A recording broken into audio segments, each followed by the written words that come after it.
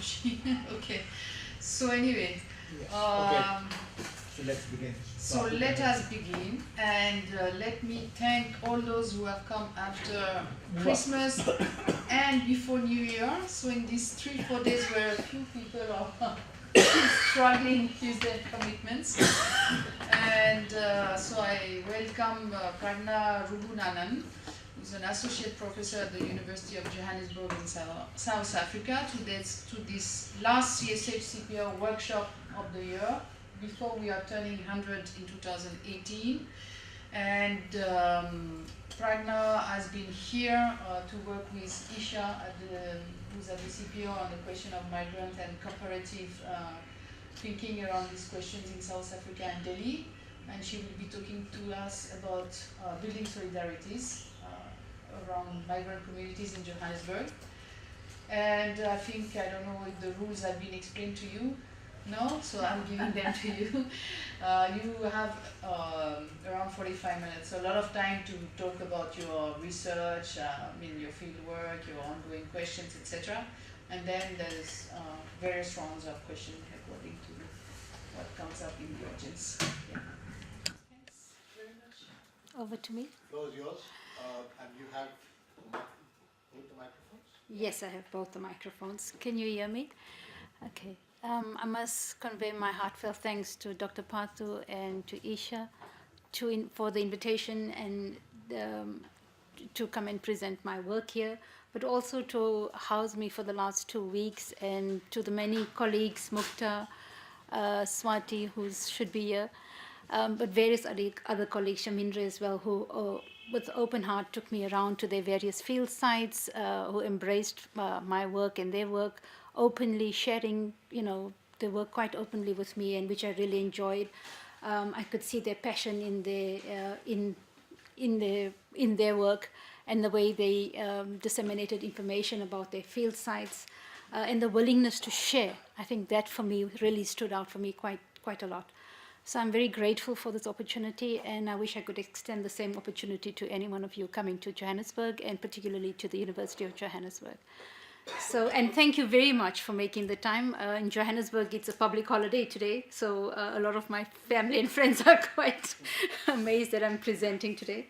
And I thank you for your time. I know it's not easy. It's the last workshop of the year, and just after Christmas, I'm sure you have better things to do. So thank you for coming to listen to me. I'm going to present on my doctoral research. It's quite an extensive study. It's looking at the reconstruction of migrant communities in Johannesburg, Fordsburg, and I'm going to take you in a little bit of a historical background, because that's how the study starts off. So it's a little town called Fordsburg in Johannesburg, and Johannesburg is founded in 1886. So the first part is a bit of, because I'm not too sure of what your background and understanding of Johannesburg is, South Africa is, immigration policies and all of that, so bear with me.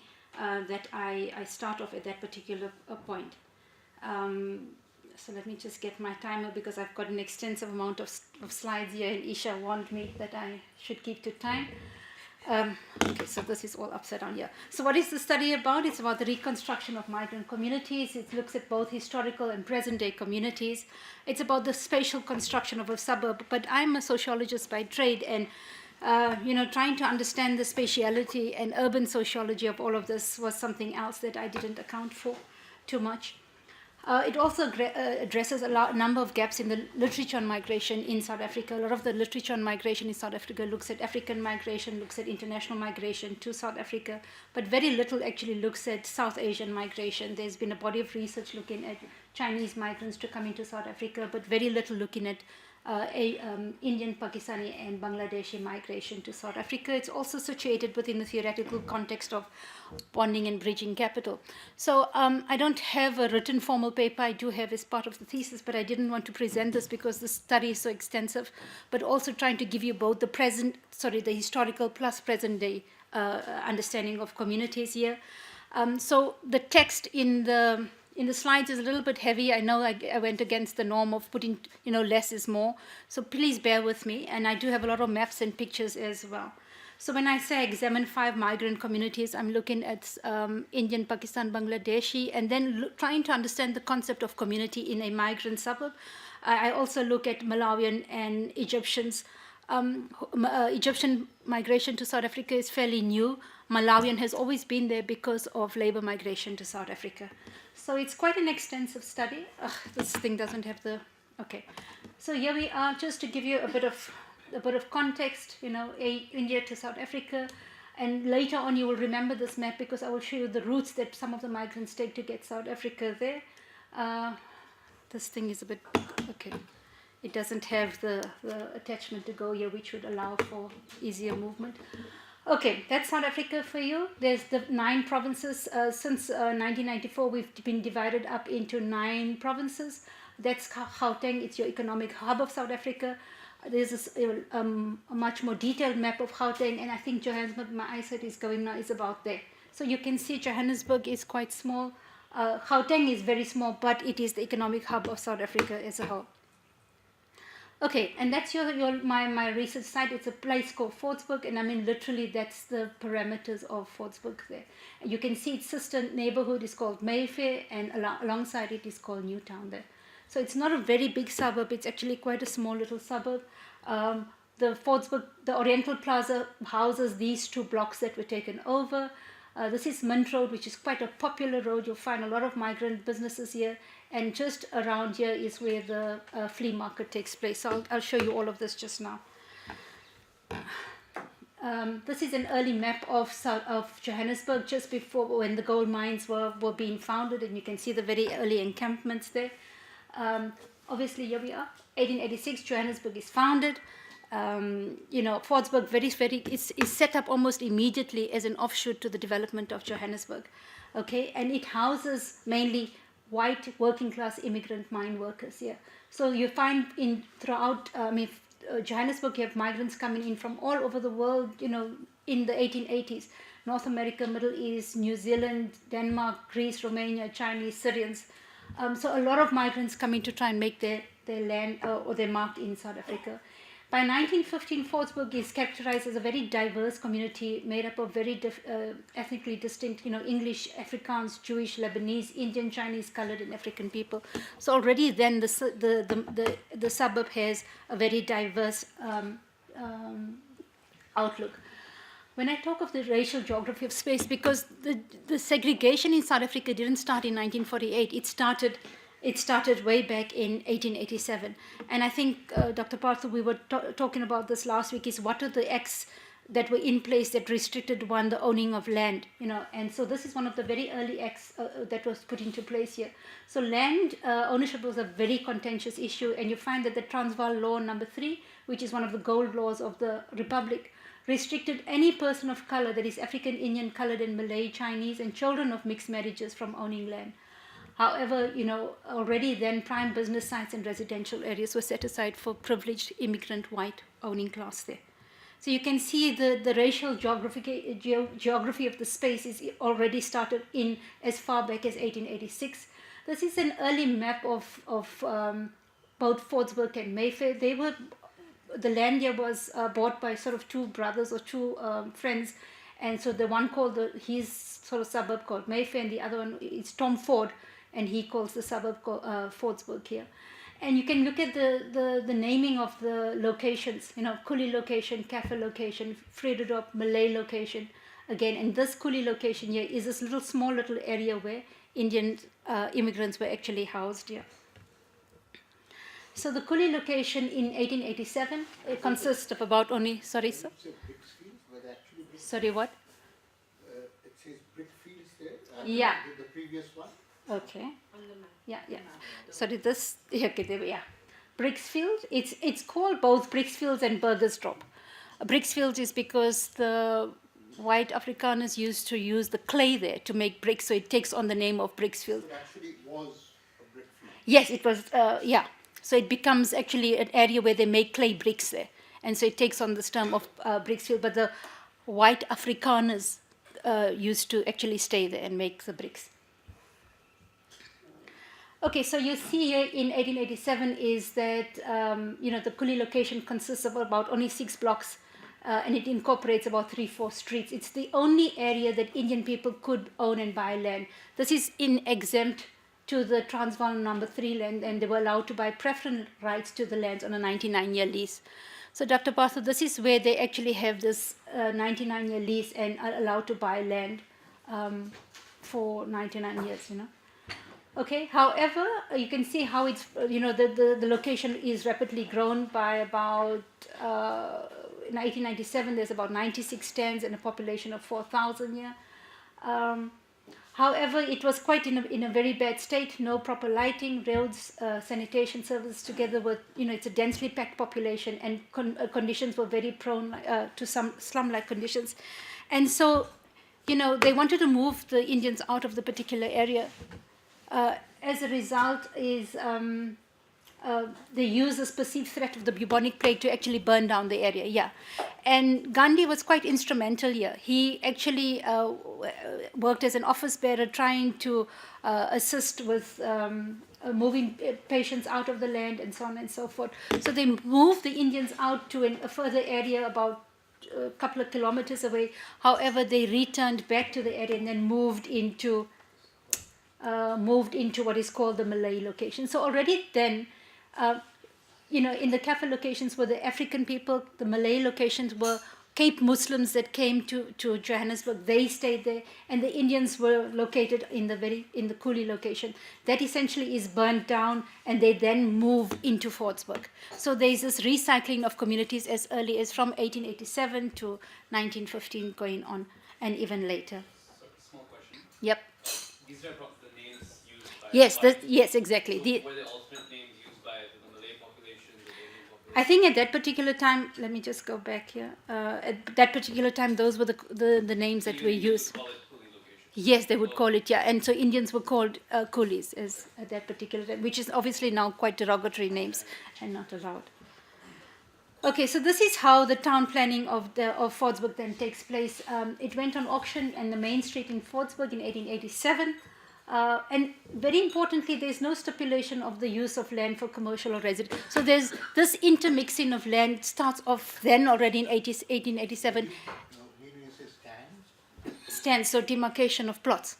Okay, so it continues right up until now. You have a suburb which is very, very intermixed, interwoven.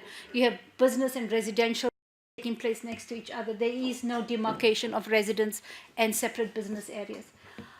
There were already about 6,000 people occupying, and it was quite diverse. You have English, Afrikaners, Jewish, Lebanese, Indian, Chinese, colored. So although the government of the time tried to restrict people into particular areas according to racial groups, this didn't really work. I mean, because of course there was a housing shortage at that particular stage. So you had a multiplicity. But what is important is that it's a white immigrant working class suburb, and this working class image actually lasts up until now. What was also important about Fordsburg was its proximity to the gold mines. So you have the Robinson Crown mines, the Village Deep, and to the center of Johannesburg. So the one street that I showed you, the Albertina Sisulu, which has been renamed now, forms that arterial road that connects the west and to Jeppe on the east. And it's the earliest east-west road linking Jeppestown and Fordsburg and the mining camp. And this road then becomes exploited by the traders to obviously set up trade, to service the mines, everything like that. So all this, this is a secondary industry that is growing up around the mines here. So you have temporary hotels and rooming houses. Obviously, from 1887 to about 1915, you have only single white males coming in. It is only afterwards that once the gold is established, the mine is established, do you find that mine workers start bringing their families in to live in Fordsburg in small worker cottages there. So again, as I said, it's a very service-related industry that supported the mines and subsequently developed into a working-class neighborhood. Now, I mean, Fordsburg has a very, very pronounced history, and each decade has something very significant to say. Unfortunately, I don't have the time here to actually go through all the various events that takes place in this particular suburb. This is an early map of Fordsburg. I mean, you can see the development of the town here. I can't remember the time exactly. But I mean, early 1910 to 1920 probably. Okay, so so that's just the development of Fortsburg. Indian labor to South Africa, I'm not sure if everyone has a bit of a background, but obviously from 1816 to 1911, about 150,000 immigrants from India arrived in South Africa to work as indentured labor on the sugar plantations of Natal, which is further down. And then you had three types of laborers coming in. One is indentured labor who entered into labor contracts guaranteeing them employment on the sugar plantations of Natal. They were mainly Telugu-speaking Tamil and Hindi-speaking Indians from the southern parts of India.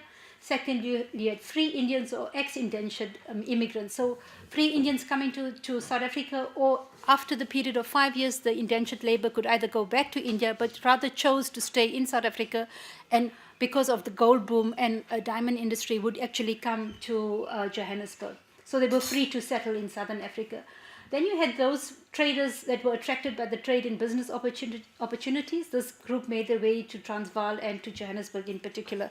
So Gauteng is initially known as Transvaal. It's only after 1994 that it is known as Gauteng.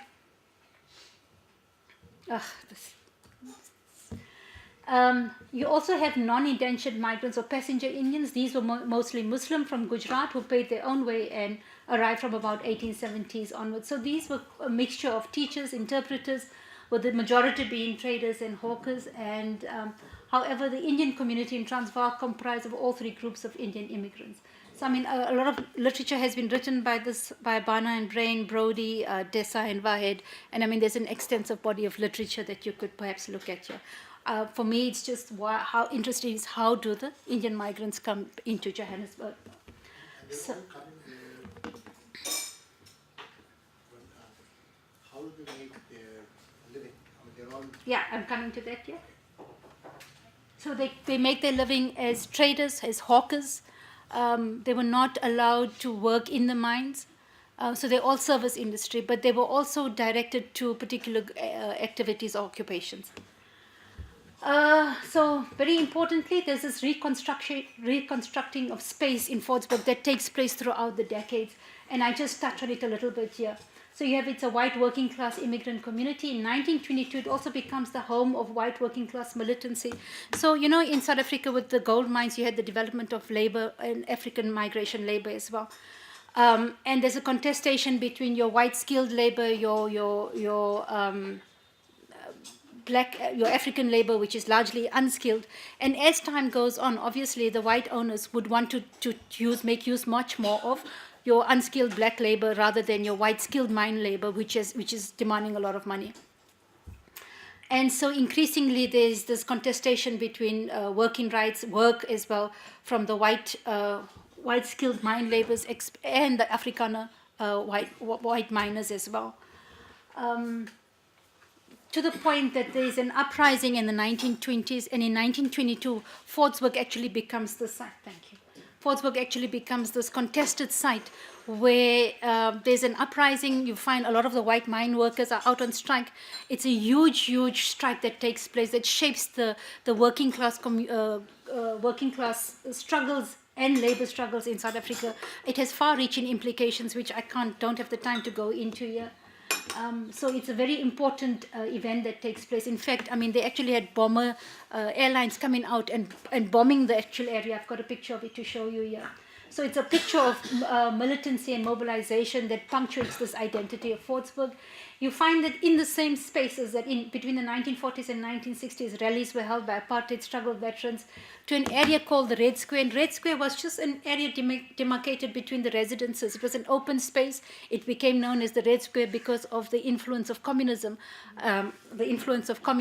And speakers like Katrada and Nelson Mandela and Sisulu, all of them would go up, speak on a corner. And in this way, it was an open space where they could mobilize the masses. So it has a very militant identity as well. In 1970s, there's this contestation about the Oriental Plaza. I touched on it just now. 1980s, there's again a reclaiming of spaces and a recycling of communities by people of color. So this identity of a white working class has changed to that of an Indian area. And how this identity of an Indian area comes about is also interesting. It's also contested as well. So it's a much more performative identity. It's given an Oriental identity by the South African government and state, and actually the white community there. And it's not the Oriental because of the Chinese influence, but it's rather Oriental because of the Indian influence that there, and because of the Oriental Plaza. And I'll show you that just now as well. So 1920, okay. So there's a little monument that it's actually in a bathroom there that right now, there's a picture later on, and there's a little plaque on it, and the plaque actually tells you the history of the Fordsburg Square. It says here it takes place on 1922. It's the final stand of the Rand Revolt that takes place in the Fordsburg Square, where strikes were held out in the market building. There were trenches built in, the Air Force was brought in, and in fact, you find that 219 people died in this battle and 450 people were detained.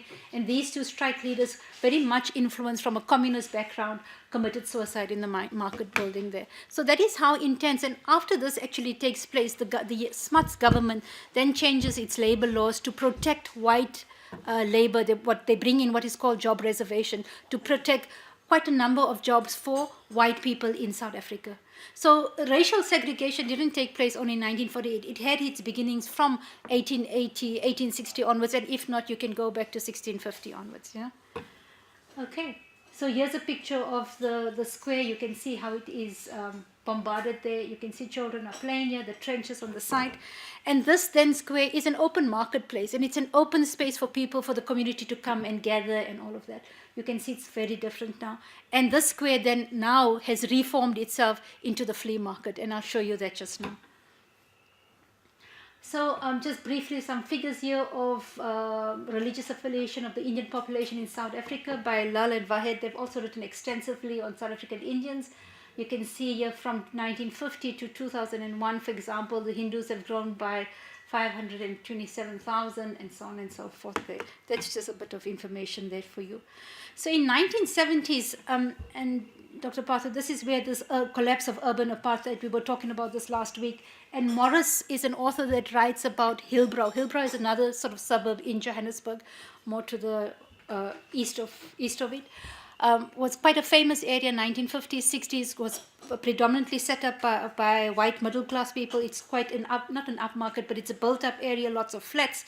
At one particular point, Christmas and New Year was the time to be in Hillbrow because it was quite a fun place to be.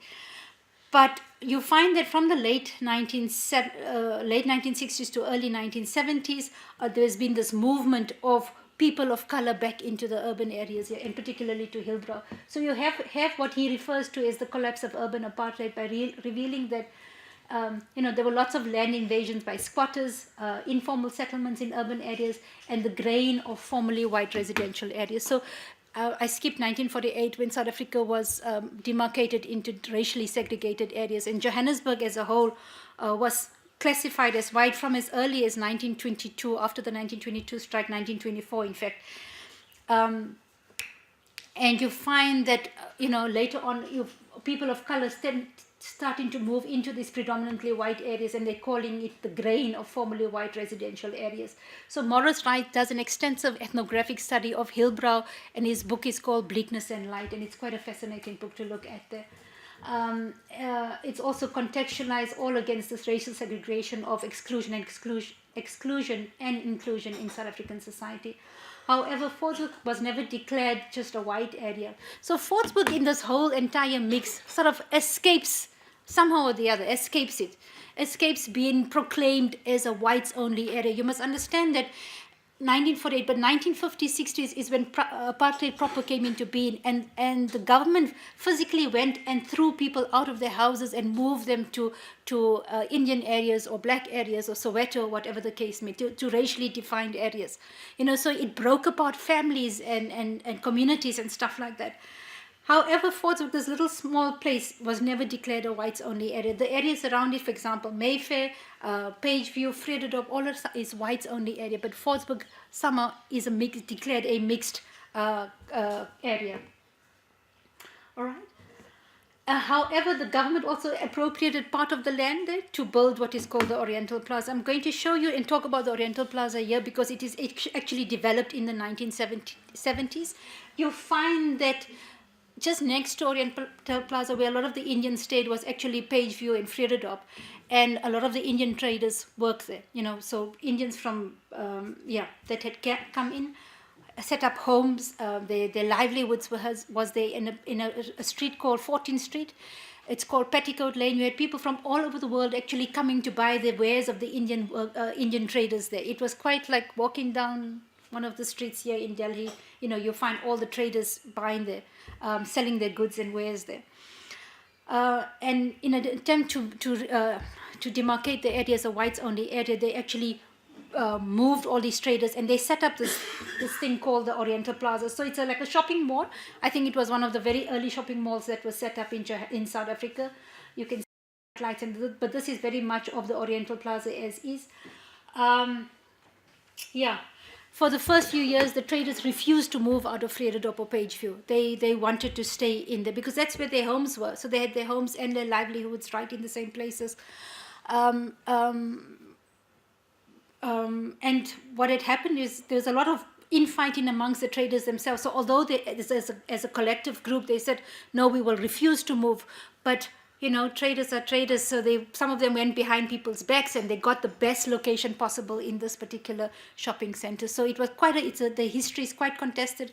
I have written on that in a book called on Social Capital and Citizenship.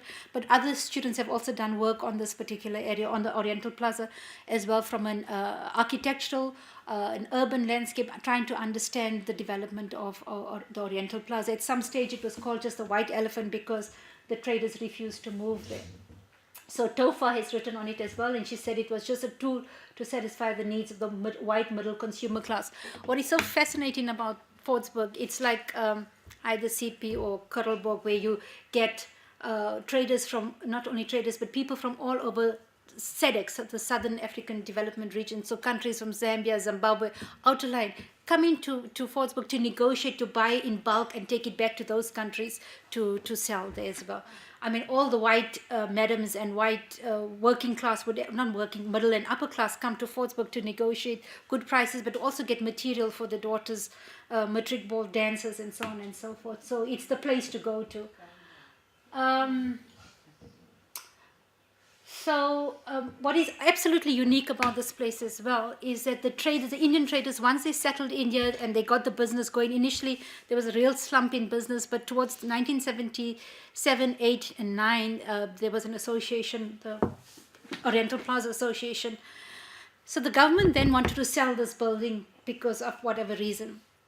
So the traders decided to get together and fight this, and they developed an association, and they actually managed to buy the entire Oriental Plaza at about 45 million rand and paid, so they got it at half the original price.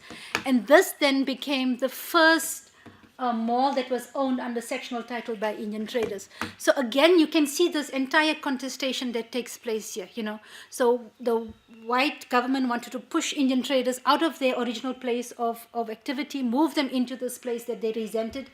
They then took up the challenge and unified themselves, and then made this quite a success story. Even today, it's a huge success story. Okay, but it also then, in other malls, you find that people do not own their outlets; they pay rentals. But here, the Indian traders went and now own the particular areas. What has happened now from 2000 and onwards, is that they sublet these properties to to migrants, whether they're Chinese migrants, Indian or Pakistani or Bangladesh, whoever it is. So they sublet or they sell out. But if they sublet these properties, they're actually making a huge amount of rental income from it. So the other thing very importantly associated with this is that this generation of traders obviously all wanted to, they set up businesses and owned it, but they wanted a better life for their children. So they encouraged their children to actually study, become professionals, doctors, lawyers, whatever the case may be. So you don't have a second generation actually taking over these businesses. So the migrants have come in, have found this niche, and have repopulated these areas, but with obviously items of their own. So you find lots of duplication of leather outlets, Chinese clothing, all duplicated. So the aura and feel of the Oriental Plaza has changed somewhat. Okay. So again, I didn't deal with this much, but there is a lot of literature here on this that you can look at. I'm going to skip over this because I think I'm largely out of time. I haven't even gotten to my study yet. But yeah, just to show you that again, there was a landmark ruling here where it permitted Indian families to move into Mayfair. So the Group Areas Act was a law set up by the government to for the racial segregation of people. And people already started from the late 1980s of people of color moving into other areas and so on and so forth. So just to show you that in Mayfair, which is next to Fordsburg, I mean, there's literally a line that divides the two areas, is that property prices had increased by 161%. So, I mean, that's the rate of... okay. However, you find that, the Indian traders who had moved to the Oriental Plaza, they obviously were staying in Lenasia, which is the so-called Indian area, or Mayfair, or wherever else it was. They now started moving all back to Fordsburg because it was easier to work and less distance and all that type of thing. This also mirrors the movement of black people from the townships into Joburg's inner city areas, and you find that the physical decline of Johannesburg and inner city areas is blamed on people of color moving into these areas. And you find that all the white residents have moved out to outer lane areas now, suburbs, high-rise, closed complexes, and so on and so forth. And landlords capitalizing on these high rentals spent less on maintaining the buildings and facilities. This is very reminiscent of Fordsburg as well, what is happening. So you find your Indian and your white landowners selling or renting the places to migrants, and arguing that, oh, the Indians and Pakistanis are bringing all this decay and destruction into the area, while at the same time benefiting from the capital that is being brought in, yet at the same time criticizing. So they welcome it, and they also criticize it to quite a level. So rentals are actually higher yes. for the migrants? Yes, they're hugely high, very high. They're making a lot of money out of it. So just, I don't know, do you want me to skip the contemporary landscape of immigration? Take a few extra minutes. It's not Okay. So you find that in the north, there's a lot of, the skilled migrant goes to the north with undocumented migrants. However, you find a lot of refugees making their way to sub-Saharan Africa, South Africa. And Gauteng is obviously your wealthiest province there, it's also the economic and cultural hub of South Africa, and so Johannesburg is the economic and cultural hub, not only of South Africa, but sub-Saharan Africa there. So it's an important portal for migration. It's close to big other metropoles such as Tshwane, Ekurhuleni, in Gauteng, and within easy access of both Botswana, Mozambique, and Zimbabwe there. Okay, this is just to say that, we had democracy in 1994, and it's one of the most advanced constitutions in the world in terms of nation building, human rights, democracy, and all of that type of thing. However, the immigration policies, although forward-thinking, is quite restrictive. And you find that with the formation of the Union in 1910 and the promulgation of the first Immigration Act in 1913, blacks, Indians, and other non-white people were barred from immigrating to South Africa. So Perbody has written extensively on the Immigration Act. If you're wanting to, she's got a book called Selecting Immigrants, and she's written quite extensively. She's the author on that. The 1913 Act remains South Africa's immigration policy. I mean, legislation well after democracy, and was only replaced now in 2002. That's quite shocking, given that in 1994, so I mean, it's just... And I mean, in 1913, the Indian population was considered a major threat to the ideology of white supremacy. So we were barred from coming into South Africa at that particular stage. The Immigration Act of 2002 effectively criminalizes undocumented migrants, makes it possible for the arrest, detention, and deportation of people if they are assumed to be undocumented migrants. So this is quite a far-reaching thing that you need to understand. So post-1994, although we have this democracy, this wonderful thing of being a very peaceful transition and so on and so forth, but there's a huge anti-immigrant sentiment, and that comes from the government and the state itself, which is contradictory to what they were talking about. So they've cast foreign nationals as illegal aliens. That's the language that was used. They're accused of taking employment at lower wage levels, responsible for the crime level that increased, the spreading of disease. I mean, these things are in the literature, and it's, is what is... You find that, the migrants in Fordsburg are also categorized like this, yeah. So you have various legislation here, and I must say South Africa also abides by the United Nations policies and rights regarding refugees and migration and asylum seeking as well. However, to avoid deportation, as migrants come, undocumented migrants come into South Africa, even if they've overstayed their tourist visas, they apply for asylum status to prolong their stay. Once refugees have submitted the application for refugee status, they are regarded as asylum seekers and pretty much left to their own devices. So South Africa does not have a self-settlement policy. If you come in, once you've been either asylum status or a refugee, you're then allowed to move freely in the country. You're provided with the right to work, to access public health care and education services. However, despite these far-reaching laws, you find that migrants battle with integration. They're accused of crime. Police corruption is very high. Xenophobia, intergroup retentions, lack of employment, recognition of educational qualifications is a huge problem. So it's really, really problematic. The environment is not conducive to welcoming migrants. So again, I just want to show you, the route here from obviously India. You find that so we have migrants coming from Egypt, Sudan, Ethiopia, South Sudan, Somalia. We have a huge Somali refugee population in South Africa. But some of them come to Ethiopia, come to Kenya, and then they actually walk across into South Africa. That's just a map again showing you of the countries around South Africa. Walk, yes, walk. I have done work with on Congolese migrants, Congolese and Burundian. These are refugees that walked all the way down into South Africa to escape. Okay, so that's your map of Fordsburg. It's again a very small way. It's your Park Drive up until here, and that is just about it here. And this is your Oriental Plaza. So this was residential areas that were taken over and people were moved. And this is your main road here that we were talking about earlier. It still hasn't been changed on this map. That's just another.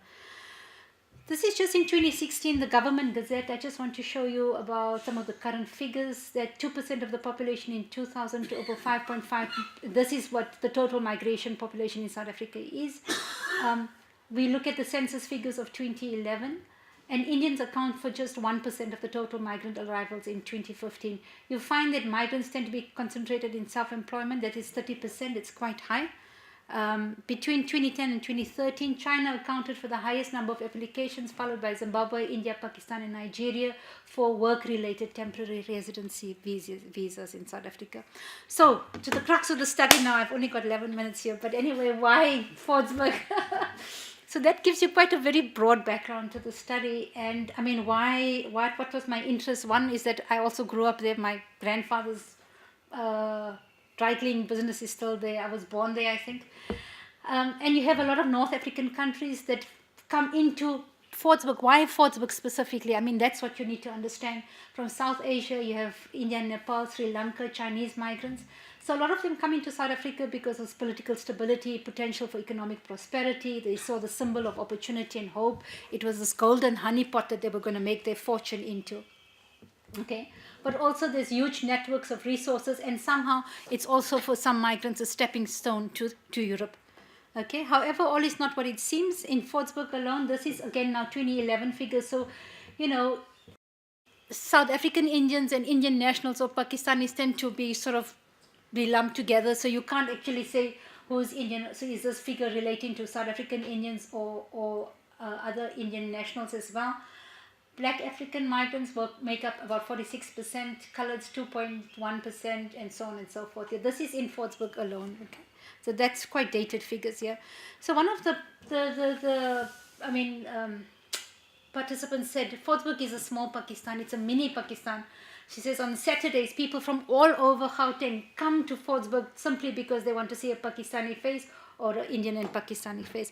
And so someone at lunch was saying, what is so unique about this place? Because literally people from all over, from Lodium, which is about 45 to an hour's drive away, but all surrounding areas will come to Fordsburg to buy groceries, to get their sari blouses sewn, to whatever. But it's just an attractive area now because of this influx of migrants that have come in and reinvigorated the space. But there's also this idea about India as the homeland, and that debate that needs to be unpacked here. But yes, I know. No, I know that. Yeah. So, key findings of the study was to examine how spatial relationships and territoriality is negotiated between the communities. It looks at the daily lives of migrants and how they negotiate the spaces in which they come to inhabit. And I argue that although they share spaces, but they don't really share the community. And so there's different levels of how the attitudes of South Africans are towards the migrants' perception of South Africans, and South African perceptions of migrants, how migrants' perceptions of other migrants in Fortsburg. So there's this huge interplay of relationships that's taking place, as well as this insular relationship between, sorry, I've got the wrong thing here. Here we are. Insular relations amongst migrants, okay. There's also this transnational system of social, cultural, political, and economic relationships that exists, and it allows migrants to draw on this transnational capital within the host community, yet remain insular. So while they draw on these networks amongst them, they still tend to remain insular as well. It shows how the social networks in the country of origin and destination facilitate these chain migration practices to South Africa. And so Brettel and Hollowfield also talks about both geographical, historical, and personal networks that allow these social networks to occur. Very importantly, Fortsburg, besides being Indian, this idea of Indian identity, it also becomes very much of a religious, and it becomes known now as a Muslim identity. And the Muslim mosques are littered, all across the landscape, not only of Fortsburg, but also of Mayfair as well. So religion also becomes this construct around which migrant communities construct their lives, and which attracts the migrants, particularly Muslim migrants, to the particular area. Migration practices are also gendered. While some female migrants show their agency, religion and gender tends to constrain them in their everyday lives. The study contributes to a lot of literature and debate on the south-to-south migration, and also the movement from a less developed to a developing country. And this element of human agency emerges as a very strong undercurrent from the narratives of the migrants, okay? And they actively shape their local spaces to create imaginaries of home, their work, home, leisure, cultural artifacts, groceries, and food. In Persis, we had a discussion last week. Persis, who is here, was here, she had done work on African migrants in Kirti, and the issue about noise comes up there, whether the Indians are more noisy than the African migrants or whatever. But if you go to Fortsburg, for example, early in the morning, you'll have religious Muslim music being played, and Bollywood music being played, and at loud speakers, and which is sort of unusual for South African communities there. So it's about these things, about how they reshape spaces as well. Just to add that migrant business enterprises contribute significantly to the South African informal sector, as well as the independent small and medium micro enterprises, and that's been verified by lots of other research. Although the government, has issues about has issues about the informal sector. So migrant trading has become very much of an income generating activity in Fortsburg. However, the South African Indian traders, so the local South Africans, would argue that there's a huge outflow of capital. While Fortsburg is being reinvigorated and re-energized, they argue that no, you see all the money that is being taken out of Fortsburg to the country of origin. So what I argue is that you have different levels of, here we are. You have different levels of I wouldn't say community, but inhabitants. So you find, good inhabitants wanting to create a neighborhood and livelihood for everyone to nurture their children. There are spaces that allow also the bad to filter through, and the bad is the bribery, the crime, the harassment of migrants that's taking place. The harassment is quite intense. Has dropped a little bit, but it's debatable, and depends whether you Malawian or Zimbabwean, or whether you South Asian migrant as well. It's also the ugly that tends with this unlawful forms of money laundering and racketeering that's taking place, drugs, the threat of cartels, and this is against certain groups of migrants, not everyone as well. So there's all those things. So for example, some of the reasons for coming to South Africa, it's easy to make money here. Malawians will say there's too much of money. Money is power. Sometimes you've got a problem, you just go to Malawi. So Malawi is quite close to South Africa, and it's one of the most destitute countries as well. A lot of migrants do come to Malawi, South Africa, to try and work, purely for economic purposes there. However, an Indian national says, life is easy here because, people make money here nicely, not like in India. He says in India you have to work very hard, although there is work, people make very little money here. Another Indian national says also it's easy to find a job and to make money. So this narrative of it's easy to make money here is something that you hear quite often from the migrants themselves. There's, so just to go back again to the Fordsburg Square, you can see so the Fordsburg Square is this space that we spoke about earlier on, and from the 80s and 90s it had become quite neglected and derelict, and however one of the businessmen saw the potential the site had for business, so eventually it was known as the Hobo Park, because a lot of the people that didn't have place to stay would actually sleep in the area, till the council said that this used to be such a vibrant space and it had such historical value that they wanted to redevelop the area, preserve its historical character as well as a public space.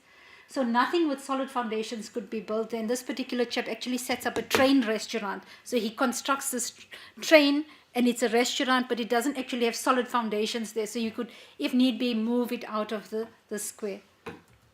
So you can see the flea market that he set up here. And so now the flea market was initially set up by local South African traders, and then the migrants have taken over. This is the bathroom on the side, and that's that little plaque there that was set up to commemorate the 1922 mine workers strike. Here we are. Okay, so this is the square, obviously without the stall set up. It's quite derelict. You can see this structure was put up in 2010 for the World Cup there. 9 million rand was spent. I don't know how much that is in euros, but I mean rupees. But it was set up but it takes away from the nuance of this historical impact that it wanted to do.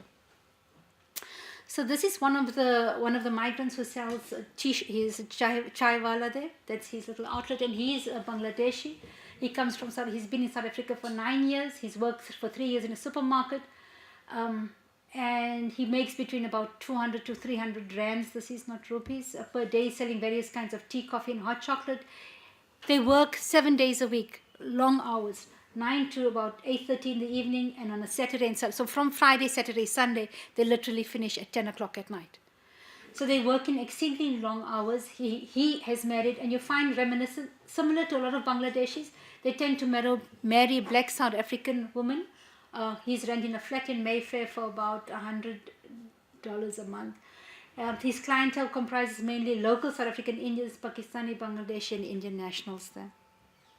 This particular chap who owns the pawn, and these became quite familiar on the site from about, say, 2000, 2005 onwards. They weren't there previously, even more longer, I think after 2010 actually.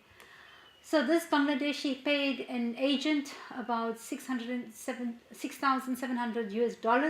Half of the money was paid as down payment in Bangladesh, the balance in South Africa. At the end of the journey, it sometimes accounts for hotel and travel expenses, and it lasts about 3 months, depending 3 to 6 months. Different migrants had different travel itineraries. He traveled to Uganda, from Bangladesh to India, India to Dubai, then to Uganda. From Uganda, he crossed the border overland, so meaning in a car, to Tanzania, traveled to Mozambique, and then into South Africa. So can you see the journey that he has to? If I go back to that map, you can see he was going with another traveler who subsequently died, and his body was left behind in Mozambique. He argues that he left because of money issues, and he says this thing that Bangladeshis are coming here for political problems are just lying. It's all about money. He says all countries have political problems, so that's his take on the whole thing. So, I mean, why Fordsburg then? What is the character about Fordsburg? It's the character, structure, makeup of Fordsburg. It becomes a very enabling community. It draws on the symbolic and cultural capital found within Fordsburg. You have extended families, family ties, friends that provided by agents who operate a business, and obviously about the choice of place to stay and access to networks. Ethnicity also becomes a huge thing as a social capital resource. And you find there's this evidence of reciprocity between ethnic groups in terms for residence, employment, financial and emotional support, between ethnic groups for employment and financial support, and between migrants and South Africans at times for xenophobia, assistance with the police, and sometimes with employment as well. Okay. And so, I mean, you know, they assist each other because of solidarity, and a lot of the research also supports that. What is very important here is that language is not a hindrance. So although some of the migrants coming without being able to speak English, after a year or two, they're quite conversant in that. But because you have South African Indians there who speak either Gujarati or Hindi or Urdu, you know, it's a place for them to fit in quite quickly into the community. So language is not a hindrance in this particular area. Just in terms of gender, you know, the experiences of Pakistani and Indian women migrants in South Africa, and in fact all South Asian women, is quite under-researched. So there hasn't been a lot of work. I've just published a paper now, and I think someone, Professor Hiralal, has also written some stuff on South Asian women. But however, there's an invisibility of South Asian women so it doesn't mean that they're not there. It just means that they're not visible during daily life. So for example, the Egyptian, Bangladeshi and Malawian women has been a long history of coming into South Africa as domestic workers. Someone I know has just done a thesis on Egyptian women, and because she's Muslim, she probably has good access into the Egyptian community. So there's a strong sense of patriarchy in Fordsburg, and very much more gendered nature, and the role of women is quite entrenched. You do have restriction on women's independent migration to South Africa. Those who migrate independently, there's a lot. They come to South Africa because of the freedom it allows them, away from the in-laws' eyes, ability to dress, to study, do whatever they want to. However, amongst the men, you find that there's a renegotiation of this gendered identity of labor. So where you find where there are mostly male labor migrants living together, that you find that there's a separation of duties as well. So they would cook and clean and do whatever that needs to be done. However, you find some of the male migrants, what I term marriages of convenience. So they use this to get married to previously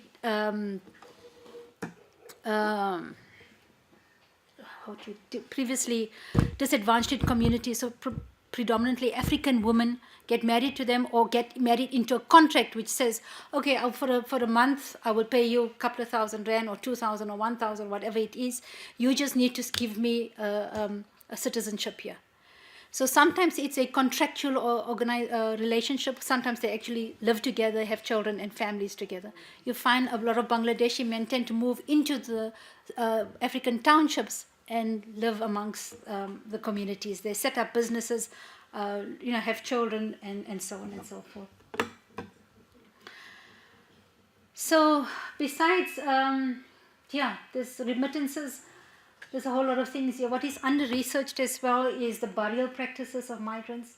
Very important area. Where do migrants, when we asked these questions, they were actually taken aback. They didn't think about the fact that, if I died, what happened to me? What happened to my body?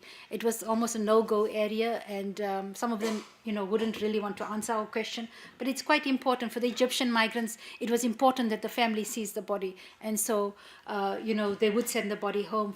It depends all on money as well, whether you do have money to actually bury in South Africa or take it back. The role of ethnic associations, you find your Bangladeshi community is the most strongly organized community as well, compared to your Pakistani, or even I don't think there is any Indian association there, other than smaller associations looking at,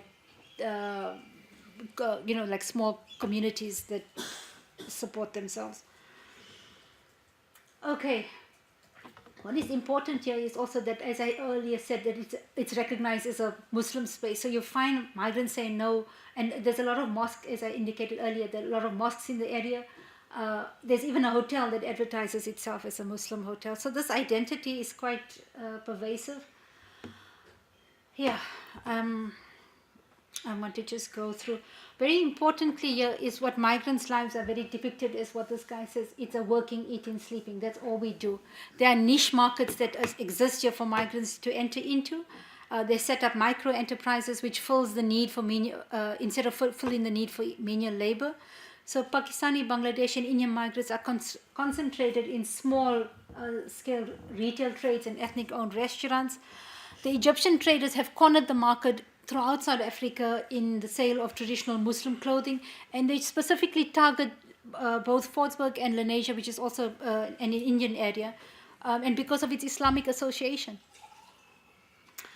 So South African traders are involved in other aspects of trading, as I've indicated there. So you have 3 levels of trading. First are sole traders operating very small businesses and they rely on their own labor. Then you have a second group that rely on family resources such as friends, spouses and kin. And these traders have multiple outlets in Fordsburg such as tailors, hairdressers and beauty outlets. And then you have third group, which is a mixture of traders, restaurant owners, owners of multiple.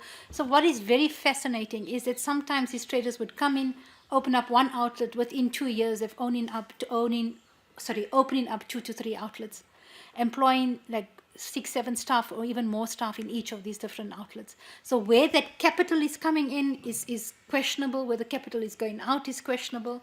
They haven't only stayed in Fordsburg, they've moved to other areas called Greenside, where you find, and various other areas around Johannesburg. So yeah, okay. So the labor conditions are quite, they work very long hours with very low wages, often in an attempt to avoid the inconvenience of obtaining formal documentation.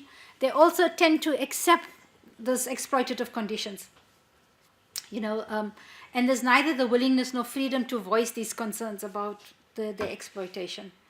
So Porteous has obviously said that social networks are dense and they operate transnationally, and then this produces the solidarity because of the risk and uncertainty that governs the lives of migrants. So I'm going to just skip a few of these things and show you some of the pictures here. For example, this is one of your hairdressing salons. It's quite a large one here. You can see the number. I don't think you can see it very clearly. But this is quite a rundown place. Not rundown, but I mean in terms of the colors and setup here.